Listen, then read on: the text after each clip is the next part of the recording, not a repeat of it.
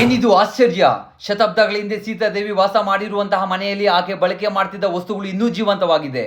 ವಸ್ತುಗಳು ಕಾಣದಿದ್ದರೂ ಅದರ ಗುರುತುಗಳು ಮುಟ್ಟಿದರೆ ಶಬ್ದ ಕಂಪಿಸುತ್ತಿದೆ. ಈ ಅಲೌಕಿಕ ನೆಲೆಗೆ ನಾವು ಸಾಕ್ಷಿಯಾಗಲು ಕೋಲಾರ ಜಿಲ್ಲೆ ಆವನಿ ಪರ್ವತಕ್ಕೆ ಪ್ರಯಾಣ ಬೆಳೆಸಬೇಕು.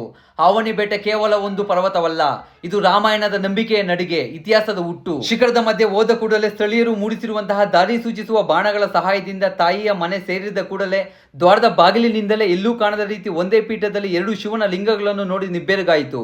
ಸ್ಥಳೀಯರು ಕೊಟ್ಟಂತಹ ಮಾಹಿತಿಯ ಮೂಲಕ ಲವಕುಶರ ಅವಳಿ ಜವಳಿ ಜ್ಞಾಪಕಾರ್ಥವಾಗಿ ರಚಿಸಿದ್ದಾರೆ ಎಂದು ಗೊತ್ತಾಯಿತು. ಶಿವನಿಗೆ ಕೈ ಮುಗಿದು ತಲೆ ಮೇಲೆ ನೋಡಿದಾಗ ನಮಗೆ ಕಾಣುವುದು ಒಂದು ಅದ್ಭುತ.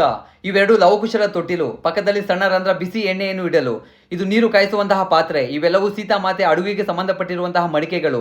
ತಬ್ಬಿಬಾಗುವ ವಿಚಾರ ಏನೆಂದರೆ ಈ ಮನೆಯ ಸಾಧಾರಣ ಕಲ್ಲು ತಟ್ಟಿದಾಗ ಸಾಮಾನ್ಯ ಕಲ್ಲಿನ ರೀತಿ ಶಬ್ದ ಬರುತ್ತದೆ, ಆದರೆ ಈ ಪಾತ್ರೆ ಒಳಪದರವನ್ನು ತಟ್ಟಿದಾಗ ಬೆಳ್ಳಿ ಪಾತ್ರೆ ಶಬ್ದ ಹೊರಹೊಮ್ಮುತ್ತದೆ. ಇಲ್ಲಿ ನಾವು ಅರ್ಥೈಸಬಹುದು ತಾಯಿ ಬಳಸಿದ ವಸ್ತುಗಳಿಗೂ ಕೂಡ ಸೀತಾದೇವಿ ಮೇಲೆ ಎಷ್ಟು ಪ್ರೀತಿ ಇದೆ ಎನ್ನುವುದು.